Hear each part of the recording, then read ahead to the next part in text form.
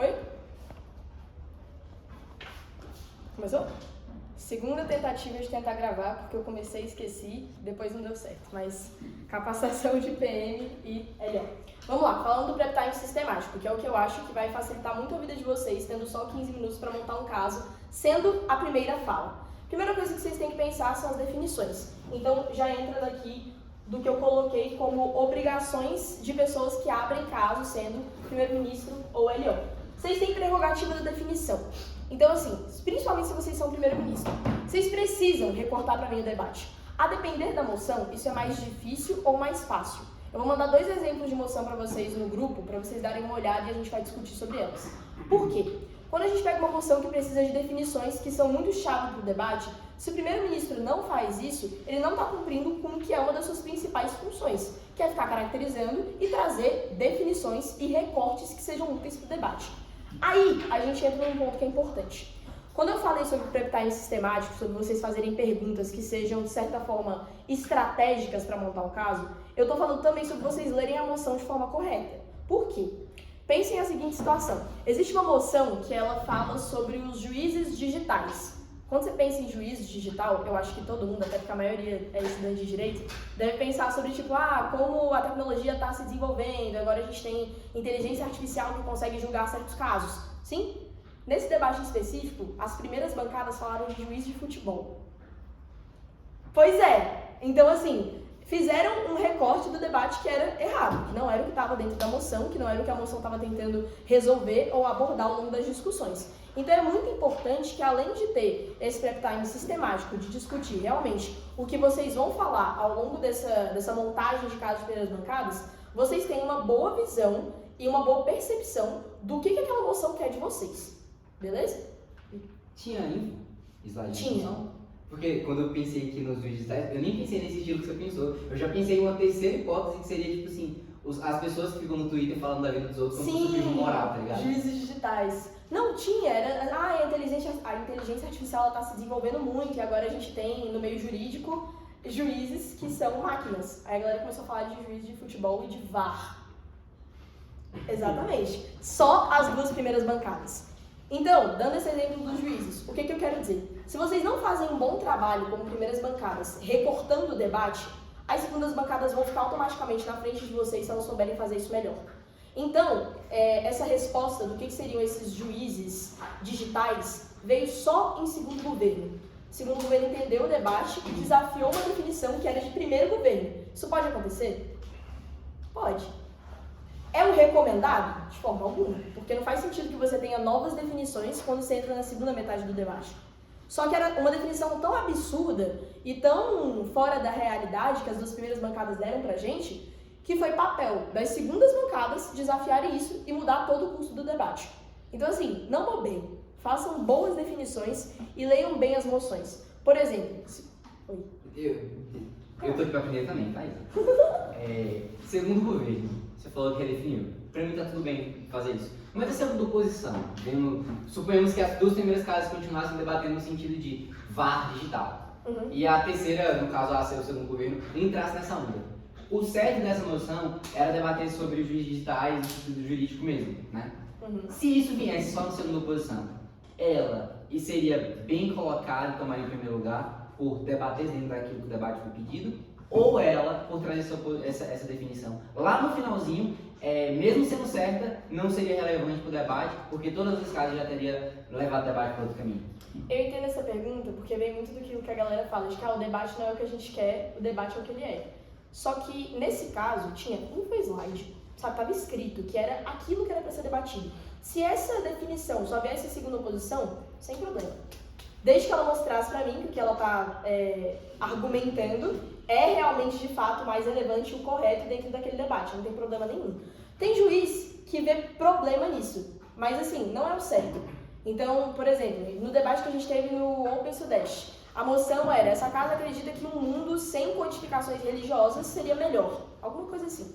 Quando você tem moção de essa casa acredita que um mundo, a gente está falando para mundos de oposição, por exemplo, um mundo onde codificações religiosas nunca existiram. Isso faz sentido para vocês, o que eu disse agora? Tipo, não é para vocês chegarem para mim e fazerem uma comparação. Tipo, no mundo de governo tem codificação religiosa. O nosso mundo, ele seria melhor sem essas codificações religiosas. Não, no mundo de vocês nunca existiram codificações religiosas. Dá pra entender o que eu quero dizer?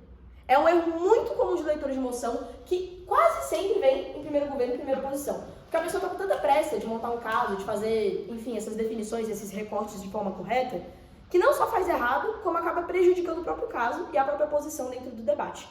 Aí a gente entra em outro ponto, que é conteúdo, sendo primeira bancada, é melhor que estratégia. O que eu quero dizer? Já conheci gente que sabia que ia pegar primeiro governo e chegou, não, a gente só não pode quartar. Vamos fazer uma estratégia para tentar ficar pelo menos terceiro lugar. Não, não é isso que eu quero que vocês façam, pelo amor de Deus. Se toda vez que vocês virem que vocês vão pegar primeiro governo, vocês vierem para mim com uma estratégia de que vocês só não querem quartar e que vocês vão fazer alguma, sei lá, mirabolância para ganhar de primeira oposição ou só para terceirar, não vai dar certo. Então, assim, de uma vez por todas, vamos desmistificar esse super ônus de ser o primeiro governo ou de ser a primeira oposição. Vocês vão debater como qualquer outro debatedor faz. É o que eu tô falando, tem que ter cuidados mais específicos com o prep time e com quem tá junto de você. Só que vocês vão debater com tanto conteúdo quanto uma extensão de segunda oposição faria, que é uma oposição como qualquer outra. Então, assim, o que eu digo que vocês têm que tomar mais cuidado em relação ao prep time sistemático é que se ele não for direto ao ponto, vocês não vão ter caso. Isso é desesperador. Depois de 15 minutos, você só fica conversando, não anota nada, chega aqui na hora, não tem o que falar. Faça um prep time que tem que ser rápido e objetivo. Esse é o principal ponto de primeiras bancadas. Sobre isso que eu ia falar sobre o adjunto. Vou dar o meu exemplo. Vocês conhecem o Aleixo? Rafael Aleixo? Acho que todo mundo conhece, né? Quando a gente vai para o campeonato, eu duplo com o Aleixo. O Aleixo é muito bom em fazer reconstrução de caso. Eu não. Tanto que eu não sei fazer extensão. Acho que as minhas extensões são horríveis. Eu sempre abro os casos quando eu tô com o Aleixo. Por quê? Eu faço uma construção que consegue dar a ele a oportunidade de reconstruir o nosso caso e de refutar a bancada de oposição, de primeira oposição, se a gente for primeiro governo, por exemplo. Fez sentido o que eu quis dizer? Eu faço isso porque eu confio que o Aleixo vai conseguir reconstruir o nosso caso bem. Então vocês precisam conhecer a dupla que vocês estão duplando na hora. A depender, se vocês colocam uma pessoa que não sabe fazer caracterização, não sabe recortar para mim como o debate tem que ser, e vocês têm um adjunto que sabe fazer isso melhor do que o primeiro-ministro, isso costuma prejudicar as primeiras bancadas.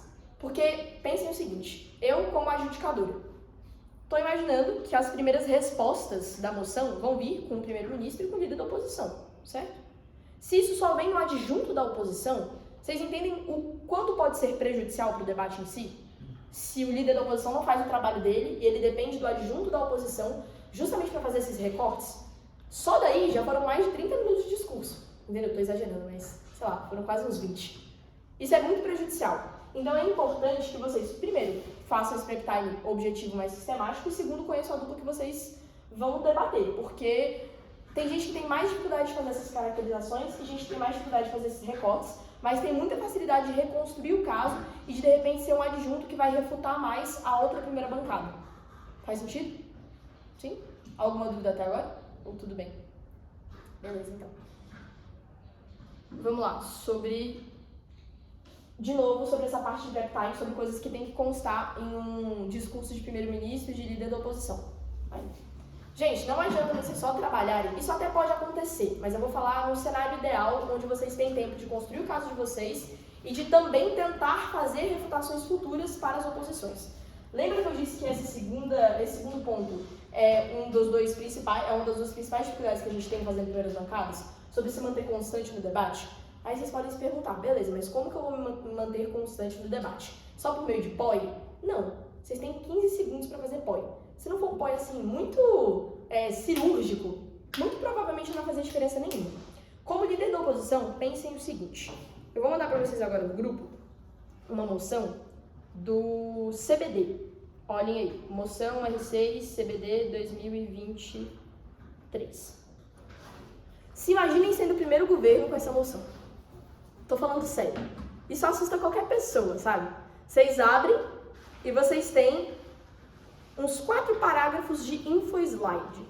Só para ler isso, em 15 minutos de prep time, vocês gastam 5. 10 minutos para construir um caso, se vocês caem numa sala com outras pessoas, que de repente pode ser, sei lá, uma sala alta, e mesmo que não seja, é difícil de fazer com estratégia. Essa moção é uma moção sobre a Guiana e uma parte da Guiana que queria ser tomada pela Venezuela. Então, resumindo, era um conflito na América Latina, a Venezuela queria pegar uma parte da Guiana e a moção queria discutir se o Brasil deveria ou não intervir militarmente nesse conflito.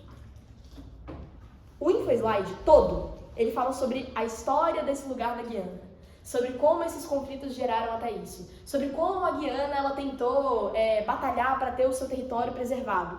Sendo que o ponto era, essa casa acredita que o Brasil deveria intervir militarmente nesse conflito da Guiana com a Venezuela. É bem mais objetivo. O que vocês acham que deveria ser definido nessa moção? Depois de eu dar essa rápida sintetizada para vocês.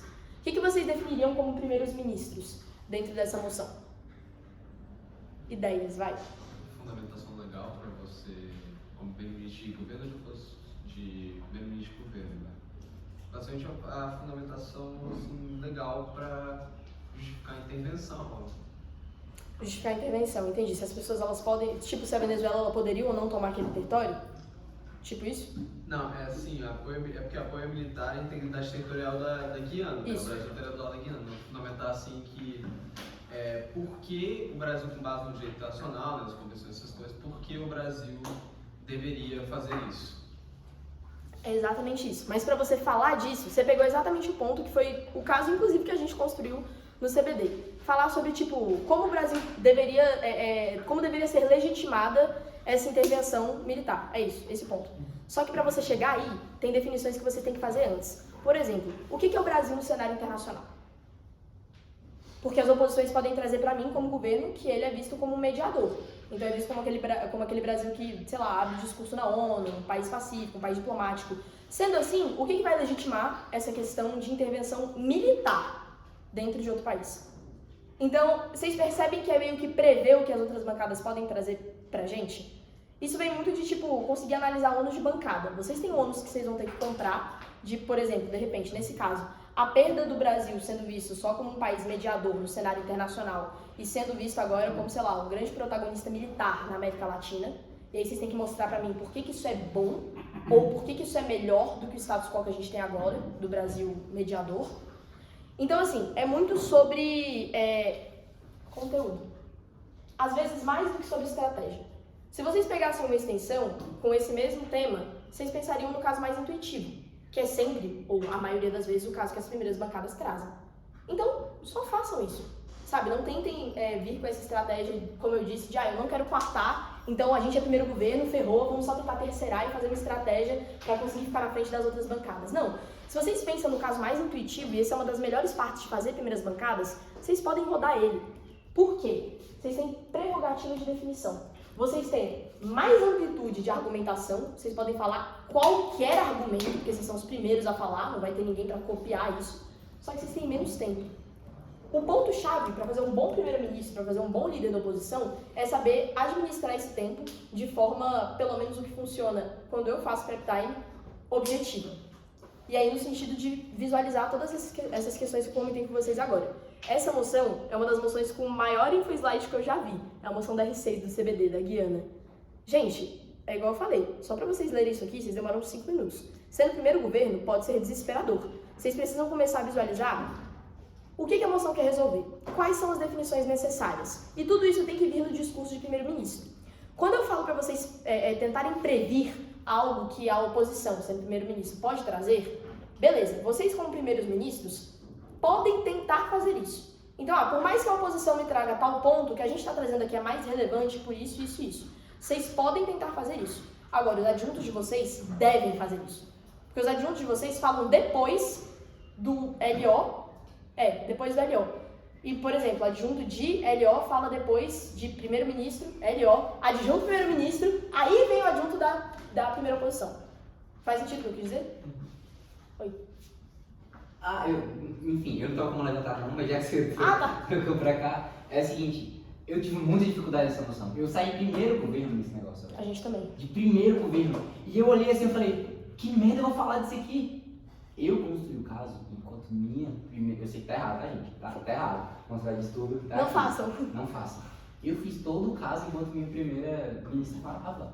Eu botei alguns pontos lá, mas especificado, entrar e meio que mecanizar mesmo, foi nisso aí. Esse é o lado ruim, porque era até o que eu tava dizendo, tipo, quando você está adjudicando, você espera que esses recortes eles venham nas duas primeiras falas, né? Primeiro-ministro e líder da oposição. Se isso só vem no adjunto da oposição, qual é o grande ganho que o líder da oposição teve pra mim como adjudicadora? Tipo, pensem nisso, sabe? Se o adjunto dele fez todo o trabalho, qual que é o grande ganho, qual que foi a grande contribuição do discurso do líder de oposição ou do discurso do primeiro-ministro? Porque, assim, tentem fazer pelo menos um básico bem feito, que é a caracterização. Quer ficar 7 minutos caracterizando? É o ideal? De forma alguma. Mas já vai ajudar o seu adjunto, conheçam a sua dupla, a reconstruir esse caso e a voltar para esses pontos mais importantes. Adjunto não é o IP. Adjunto pode trazer argumento novo, tanto faz. Então vocês não têm novamente esse problema que às vezes as segundas bancadas têm, de não ter uma boa construção, uma boa caracterização, ou pelo menos uma boa visualização desses recortes feitos em primeiras bancadas, e o IP ele só não pode construir mais isso. Então, passou a extensão, o que foi, foi. O IP ele vai fazer comparativa e refutação. Beleza? Sobre essas definições e recortes que eu tô falando para vocês, que vem dessa prerrogativa da definição das duas primeiras bancadas, mais especificamente do LO e do PL. Pergunta: um LO pode desafiar uma definição de um primeiro-ministro? Sim ou não? Sim? Sim, pode. Pode. Uma extensão pode desafiar uma definição de primeiro-ministro? Sim ou não? Sim? Sim. Pode. Foi o que eu acabei de falar também com o exemplo dos juízes. Sendo assim, vamos pensar o seguinte. Se vocês são primeiros ministros e vocês fazem uma definição que só favorece bancadas de governo, vocês acham que isso vai favorecer vocês ou vai dificultar a vida de vocês ao longo do debate? Assim, no prep time pode até fazer sentido. Estou conversando com o meu adjunto, não, porque se a gente delimitar o debate nesse sentido, para a nossa bancada ficar melhor. Qual é a possibilidade de um líder de oposição comprar isso que vocês estão dizendo? É quase zero, né? E se ele souber que ele pode desafiar a definição de vocês e a adjudicação perceber que a definição dele é mais justa para todo o debate, definição de primeiro-ministro praticamente não tem mais valor nenhum. Então, quando vocês forem primeiros ministros ou líderes da oposição e vocês precisarem obrigatoriamente definir esse debate, definam da forma mais igualitária possível. E da forma mais clara também. Porque, de novo, o exemplo dos juízes que eu dei.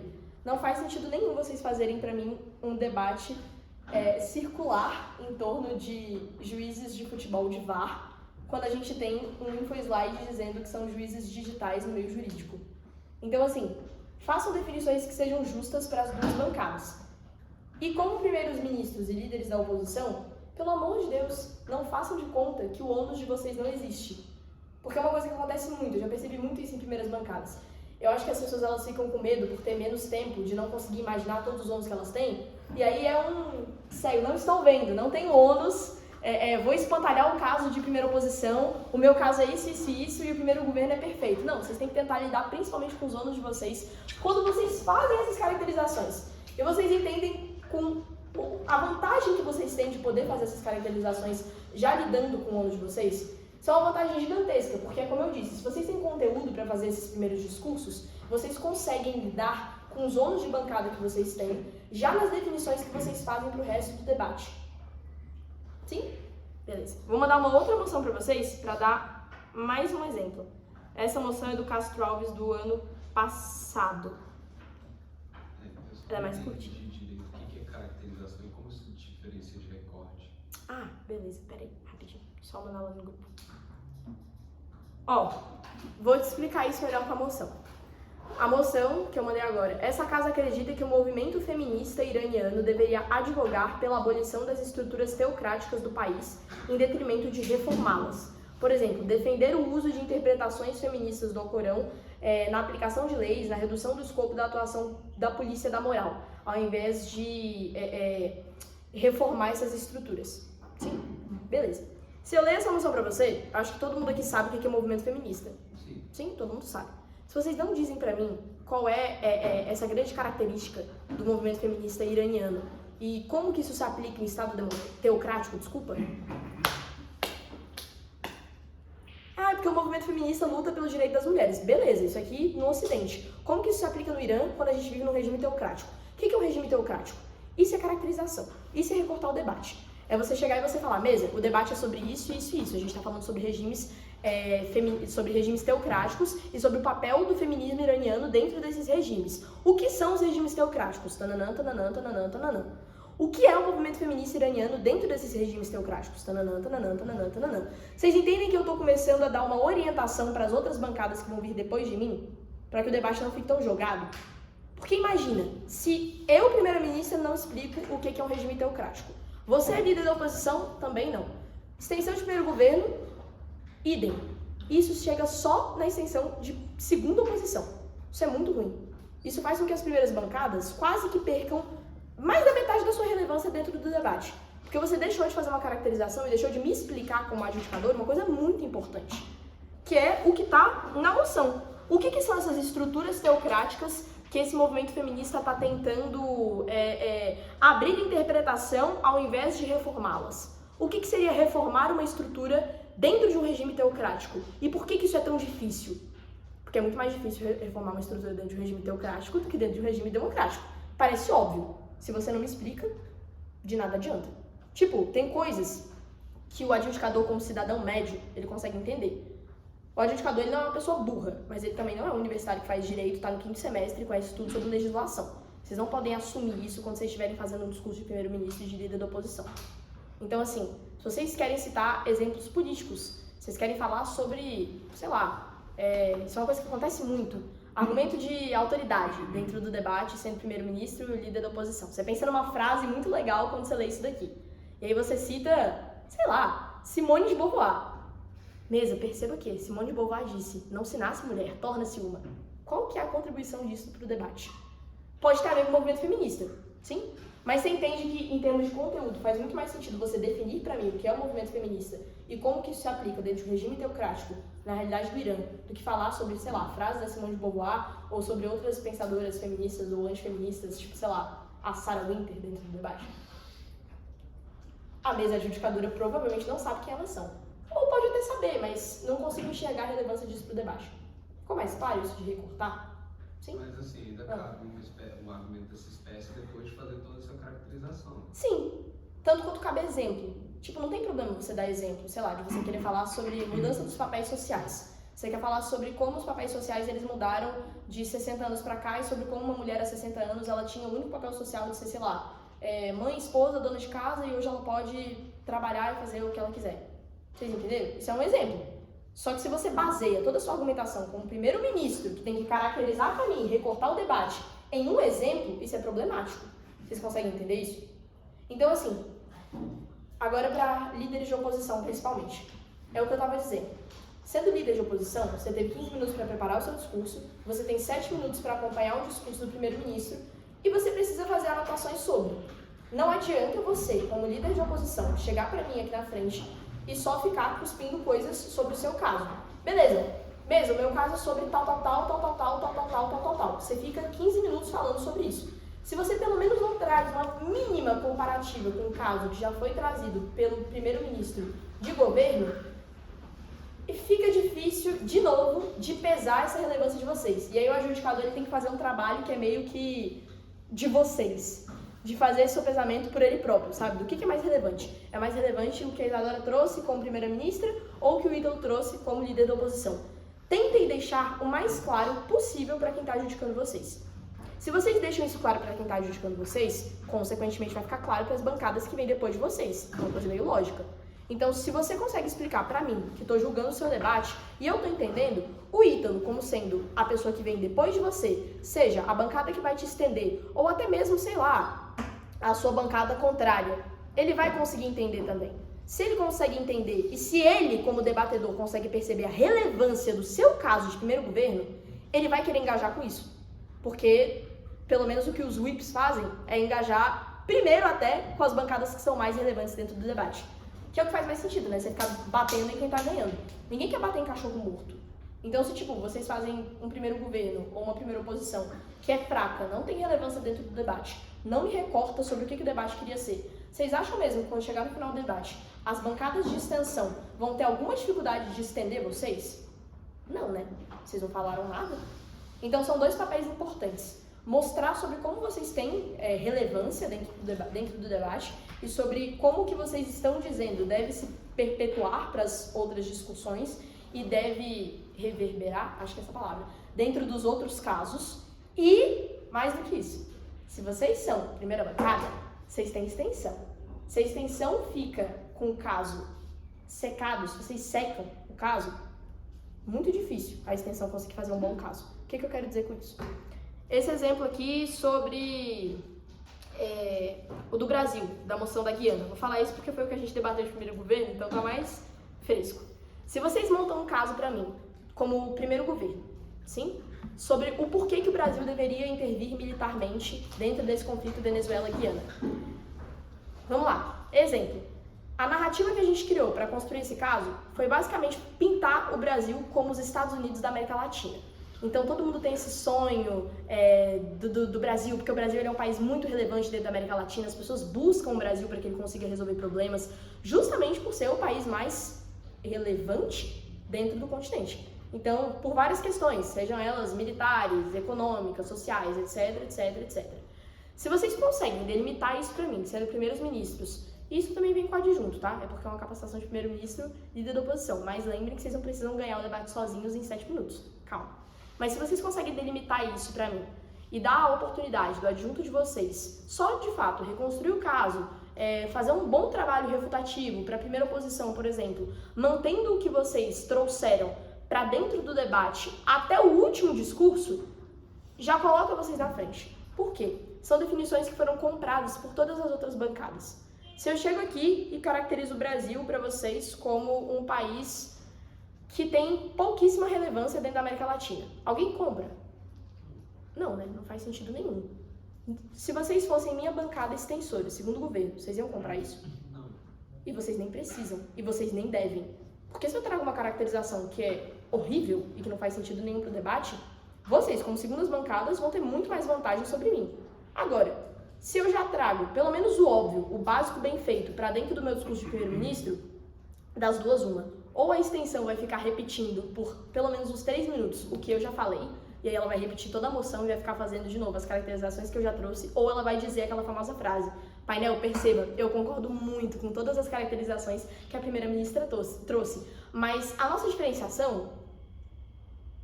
Qual é a nossa diferenciação? Você já concordou com tudo? Você já concordou com tudo? Você dificulta o trabalho das suas extensões. E essa sim é uma boa estratégia. Mas isso de forma alguma tem que ser priorizado. O que tem que ser priorizado é o conteúdo de vocês. A estratégia vem depois. A estratégia, acho que pelo exemplo que eu dei dá pra entender. Ela vem meio que como consequência de uma boa apresentação de conteúdo. Sim? Porque se vocês já concordaram com tudo que eu disse, que caso que vocês vão montar? Sabe? Fica bem mais difícil. Por exemplo, dentro desse caso da Guiana, a nossa bancada extensora, quando ela foi apresentar a diferenciação dela para a nossa, ela disse assim: o caso de primeiro governo é sobre pessoas, o nosso caso é sobre a sociedade. Sociedade é feita de quê? Peixe! Não sei, né? Então, assim, se o adjudicador é um cidadão médio, já disse, ele não é a pessoa mais inteligente do mundo, mas ele também não é idiota, né? Ele sabe que a sociedade é feita de pessoas, logo, segundo o governo trouxe como diferenciação, né? Não faz sentido nenhum. Então, assim, se vocês conseguem fazer uma boa apresentação de conteúdo, conseguem delimitar o debate e conseguem cumprir o papel de vocês como primeiros ministros, como líderes da oposição, vocês conseguem deixar a bancada de vocês relevante, mesmo sendo o primeiro discurso de 7 minutos, e vocês conseguem dificultar o trabalho da extensão de vocês. Porque aí fica pro IP deles falar sobre como que eles se diferenciam do caso de vocês. E isso, às vezes, pode ser muito difícil. Justamente por isso tem gente que prefere, quando está em sala alta, pegar primeiras bancadas do que extensão, porque é quase impossível você estender duplas que são muito boas. O que você vai falar se eles já secaram o debate? Aí entra em capacitação de segundas bancadas, já não é mais comigo. Mas, só voltando para isso. Maior amplitude de argumentação, menos tempo.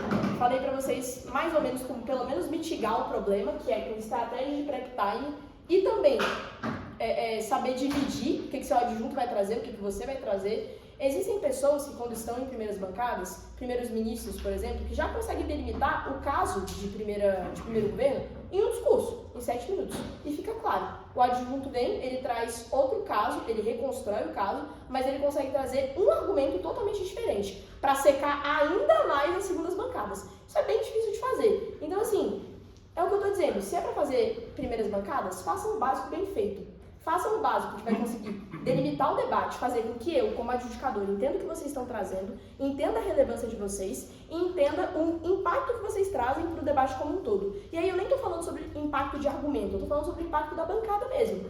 Sobre por que quando o IP de segundo governo trouxer para mim que a diferenciação do caso é pessoas versus sociedade, para mim, com o seu discurso, já vai ter ficado muito claro que essa diferença é nula. Isso é papel de vocês, não é papel de dedução do adjudicador. Então, isso é um básico bem feito, basicamente. Até agora, dúvidas? Ou tá tudo bem? Menos medo do primeiro governo? Menos medo de ser líder da oposição? Eu confesso que eu não gostava. Eu achava bem difícil de fazer. Mas, só voltando para essas definições. Alguém tem alguma dúvida sobre... Alguém tem alguma dúvida sobre isso que eu disse de prep time mais sistemático e objetivo? Sobre, sei lá, uma dica que pode facilitar que vocês construam um caso, ou enfim, porque pensem o seguinte, isso é uma coisa que acontece muito. Se vocês ficam 7 minutos, igual eu falei, só falando, só discutindo e não anotam nada, vocês se sentem prejudicados, porque a gente fica meio inseguro, pelo menos quando está começando, chegar aqui na frente, sem nenhuma folha, e falar, mesa, nosso caso é sobre... não sei. Mas como eu disse, também não dá para escrever tudo que vocês querem escrever na hora do discurso, porque vocês só tem 7 minutos. Não, vocês só tem 15 minutos, e tem que ser 15 minutos bem utilizados. Então, se nessa hora vocês conseguirem pelo menos discutir com o adjunto de vocês sobre o que é o caso, para que o adjunto ele não fique sozinho, né, por si só, e para que vocês também não tenham que montar um caso, entre aspas, sozinhos, ou, pior, para que o adjunto de vocês não tenha que repetir tudo que vocês já trouxeram como primeiros ministros ou como líderes da oposição. Que é uma coisa que acontece muito. Se você constrói em 15 minutos todo o seu caso com o seu adjunto, se ele não conseguir desenvolver essa reconstrução e esse trabalho refutativo bem no discurso dele, metade do que você falou vai ser repetido no discurso do adjunto. Isso faz sentido? Não, né? Vocês já falaram. Então, assim, não dá pra... É igual eu tô dizendo. Não dá pra contar que a mesa é burra, sabe? Não é ficar repetindo 15 vezes. Mesa, o nosso caso é sobre tal coisa. Mesa, o nosso caso é sobre tal coisa. Chega o adjunto. Mesa, como a minha primeira ministra disse, o nosso caso é sobre tal coisa. Mas perceba que o nosso caso é sobre tal coisa. Redundante. Redundante é gastar tempo à toa, entendeu? É perder tempo onde vocês podiam estar me mostrando como que o caso de vocês tem grande impacto dentro dessa moção e quais são esses impactos, como o caso de vocês é relevante para as bancadas que vão vir depois e como o caso de vocês faz com que as bancadas contrárias tenham que lidar com os ônus delas. Então, assim, eu sou muito fã de já citar o ônus de bancadas contrárias, isso me encarem como governo agora, de citar os ônus da oposição já no discurso de primeiro-ministro. De falar, tipo assim, gente, se vocês querem ganhar o debate, vocês como oposição têm que mostrar pra mim como que vocês lidam com o ônus de tal coisa. Por quê? No nosso mundo acontece de tal forma, no de vocês é horrível, melhorem, tipo isso. Já bota uma pressãozinha, entendeu? Já faz com que eles já tenham necessariamente que lidar com esse ônus de bancada, que muitas das vezes a galera só dá uma espantalhada, tenta fugir, por, como eu disse, ser primeira bancada e não ter tempo.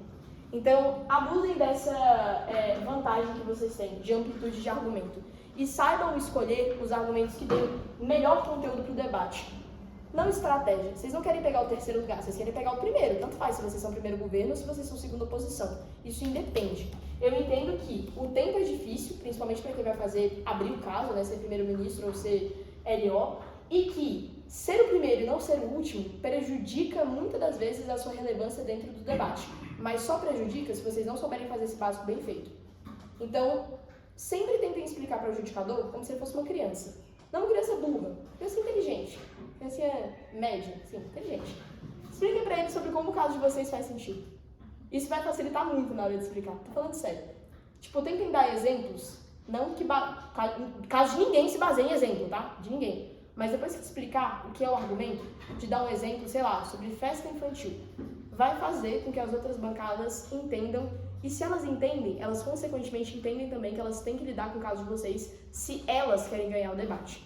Isso traz relevância para vocês, porque se, de novo, dá o exemplo de um IP, ele fala só de primeiro governo, e ele nunca fala de segundo governo, é um IP de segunda oposição.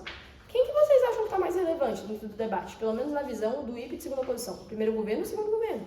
Primeiro governo. E é o que vocês querem. Isso é uma coisa muito legal. Ser primeira bancada, ser primeiro-ministro e ter o seu discurso citado pelo IPE de segunda oposição. Isso é se manter relevante dentro do debate. A maioria das vezes, porque às vezes a galera fala só para dar uma humilhada mesmo, mas se for para trazer um bom trabalho refutativo, para falar de comparação, é isso que vocês querem. Beleza? Tá certo, acabamos. 8 minutos antes, tá vendo? Dúvidas, dicas? Nessa estruturação, nesse pré-time sistemático, aliás, quais são as perguntas que você acha que são boas de ser feitas? Primeira coisa, ela é a moção. E ela é a moção certa. Por quê? Se você tem esse trabalho de recortar o debate e você lê a moção de um jeito errado, acabou. Porque você vai abrir margem para todo mundo que vem depois de você fazer o trabalho que você não fez. Isso é horrível. Quando chega o líder da oposição, você é primeiro-ministro, ele fala, mesa, perceba, o primeiro-ministro não trouxe certas caracterizações, então nós, como primeira oposição, vamos trazer para você. Entendeu? Perguntas que você tem que fazer. Vamos lá, deixa eu abrir aqui. Acho que vai ficar mais fácil. Primeiro de tudo, ler a moção. Segundo, identificar o seu ônus e o ônus da bancada contrária de você. Então, tipo, o que é aquilo que você não pode fugir dentro do debate? Que necessariamente é uma desvantagem, entre aspas, para você, que você tem que lidar. E, né, qual é o ônus da bancada contrária? Deixa eu ver. Caracterizações são coisas que vocês têm que discutir. Então, o que é importante de ser caracterizado dentro dessa moção? Por exemplo, o que é o movimento feminista? O que são essas estruturas teocráticas, naquele exemplo que eu dei, né? Essas caracterizações que são importantes. Quais são os principais pontos de discordância entre essas equipes? Tudo isso que eu tô falando são coisas que vocês podem abordar nos discursos de primeiro-ministro e ALO. E se vocês anotam essas perguntas e conseguem responder elas, mesmo que seja aqui na hora, vocês já conseguem fazer um básico bem feito, sabe? Deixa eu ver se tem mais alguma coisa. Isso é legal às vezes. Eu tenho dificuldade de identificar, a maioria das vezes, mas qual é o problema que a moção quer resolver? Ou qual é a grande questão que essa moção traz pra gente? Porque entende que se você, como primeiro-ministro ou como líder da oposição, consegue identificar para mim o ponto-chave daquela moção, você consegue delimitar e recortar ainda mais o debate, e você consegue montar todos os seus argumentos em cima daquilo, por mais que você tenha menos tempo. Então, assim, é uma posição que você tem que ter muita visão dentro do debate, sabe? Tanto de construção de argumento, quanto de estratégia, por mais que eu não goste muito da palavra. Mas não estratégia de não querer coartar. Estratégia de conseguir ver como que o debate pode ser. Tipo, vocês conhecem o IPE, todo mundo sabe o que é o IPE, né? O IPE, a posição que faz comparação e tal. Pensem assim, o IPE, ele tem o papel de ver o debate como ele foi. Então, qual é a bancada que está mais relevante no debate? Por que o argumento de primeira oposição tem mais impacto do que o de segunda? Como que eu vou comparar isso? O IPE, ele vê o que já foi. O líder da oposição e o primeiro-ministro, essas duas posições, elas têm a obrigação de tentar prever o que será o debate. De tipo, por mais que segundo governo traga pra mim que tal, primeira oposição já resolve isso falando de tal. Sobre prever argumentos. Entendeu? Isso tem que ser discutido no prep time. É claro, outra coisa que eu esqueci de falar. Se vocês são primeiros ministros, líderes da oposição, etc, sempre deem prioridade para apoio de segundas bancadas. Sempre. Não faz sentido vocês darem apoio para a pessoa que vai falar logo depois de vocês. Eu já vou escutar o seu caso, eu faço um apoio para você, sabe? Não quero te escutar agora. Cala a boca. Segundas bancadas, tem apoio? Porque se eu escuto apoio de segundas bancadas, eu consigo minimamente prever o que eles vão trazer. E se eu não consigo, como primeiro-ministro ou como líder da oposição, meu adjunto consegue. Então, volta naquilo que eu disse. Eu posso tentar refutar, o adjunto de primeira oposição sendo primeiro-ministro. Meu adjunto tem essa obrigação, porque ele já escutou o discurso. Então, se eu aceito o apoio de segundas bancadas, e aí elas trazem um ponto que já é totalmente diferente do de primeiras, posso até não pegar na hora e não conseguir responder. Meu adjunto tem que ter a obrigação de anotar o POI e de trazer essa comparativa no discurso dele. Sentido? Sim? Isa, Oi. posso acrescentar alguma coisinha? Vontade. Sobre essas perguntas sistemáticas, eu vim entender muito mais primeiro ponto, eu vim entender muito mais a importância da caracterização. Agora você vai ver.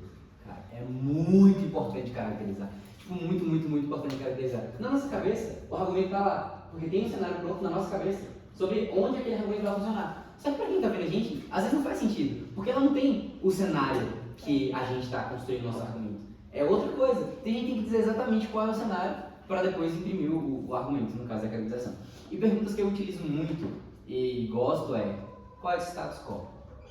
Eu estou debatendo de qual lado? Eu estou defendendo o status quo ou eu estou indo contra o status quo? O que é a realidade hoje? E quem está do lado da realidade nessa moção? Como é que está isso? Beleza, eu estou debatendo o status quo, eu estou defendendo as coisas do jeito que elas estão, ou eu estou defendendo uma mudança? Eu acho isso muito importante. E depois também, tipo assim, sobre o argumento que você fez, né? Já mais para a ideia de mecanização.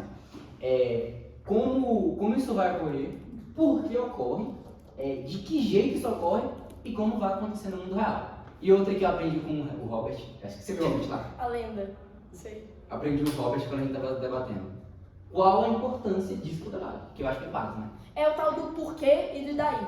Tipo, isso vai acontecer, por quê? Aí você já me explicou por que que acontece. Tá, mas e daí que acontece? Você explicou por que que acontece. E daí? Qual que é a relevância? Por que que eu deveria ligar pra isso? E aí, isso é uma boa, tá? Quando vocês pensarem nesse daí, sempre pensem sobre como isso impacta na vida do cidadão médio. Porque, tipo, se vocês fizerem um recorte muito específico, sei lá, a elite, é fechado. Ou então, classes mais baixas, é fechado de novo. Cidadão médio. É muito mais difícil trabalhar no cenário médio do que trabalhar nos cenários extremos. E é isso que vocês têm que tentar fazer como, tipo, líderes da oposição em primeiro início. Que é que faz mais sentido. Quer acrescentar mais? Não, Desculpa. Só pra finalizar, dá outro exemplo pra vocês, que eu acho que mostra bem. A moção da final do CBD, da final Novaes, que vocês assistiram. O primeiro-ministro chegou e fez um recorte de que aquela moção ela ia atingir, tipo, classes trabalhadoras. Uma coisa assim, muito... Pegou muito por excesso. uma coisa... Fechou, cercou o debate, cercou o primeiro governo. Ah, não, o primeiro governo vai tratar dessa moção como sendo uma moção de classes trabalhadoras. Era uma moção sobre, tipo, estoicismo. Por que as pessoas elas deveriam ter mais autocontrole? Tô resumindo bastante. Mas o primeiro governo dizia pra mim que as pessoas elas deveriam ter mais autocontrole, porque dentro de um cenário onde existem movimentos sociais, se as pessoas elas tivessem mais autocontrole, os movimentos sociais não existiriam porque a revolta não existiria. Logo, isso é prejudicial porque as classes mais baixas vão poder lutar com as suas pautas, etc, etc. Vocês entendem o quanto que isso cerca o debate? Tipo, não posso mais falar de nada, né? O debate vai virar sobre proletário e revolução, sei lá, socialista. Tipo, cerca. Não façam isso. Não façam isso. E aí veio o discurso de primeira oposição. Primeira oposição, primeira coisa que eu falei, depois do discurso da menina de PM, foi: qual que é o nosso status quo? Status quo de uma pós-modernidade, dos papéis sociais, etc, etc, etc. Já ampliou o debate, tipo, muito mais. Não que tenha sido, tô dando um exemplo porque eu acho que é um exemplo que mostra bem a diferença de você cercar o debate e de você realmente lidar com o status quo do debate em si. Sim? Fez sentido? Beleza. Então era... Nesse debate, inclusive, o que aconteceu? O chavão, né? Plausibilidade, relevância. Quanto mais relevante for o seu argumento, mais difícil é você mostrar que ele é aplicável e que ele existe, né? Que é a plausibilidade. Cara, de onde que o estoicismo, essas filosofias o indivíduo usando, você, tipo, vai piorar gigantescamente a situação trabalhista? Tipo, é uma plausibilidade muito... Não, e é muito importante, tipo, pô, eu ligo muito se eu não tô sendo irônica, mas eu ligo muito, sei lá, não vai mais existir movimento trabalhista. Agora ninguém mais vai lutar pelos próprios direitos. Todo mundo liga pra isso, né? Todo mundo, tipo, trabalha, vocês ligam pra isso, ou vai trabalhar. Qual que é a probabilidade disso acontecer? Tipo, isso acontece. E daí isso acontece? Ok, é muito importante isso aconteça, né? Poxa, não vai ter mais, sei lá, PT não vai mais existir, Partido dos Trabalhadores, né? Que mudança gigante no status quo. É provável que isso aconteça? Não, né, gente? Então vocês vão fazer pra mim um recorte sobre Revolução Socialista numa moção que vai falar sobre autocontrole? Não façam. E se fizerem, desafiem. Porque vocês podem. Primeira coisa que vocês vão falar no discurso de vocês: desafio a definição de primeiro governo. Que horror! E aí vocês mostram o caso de vocês. Beleza? Sim? Mais dúvidas? Não? Então é isso. Beijo, gente. Tchau!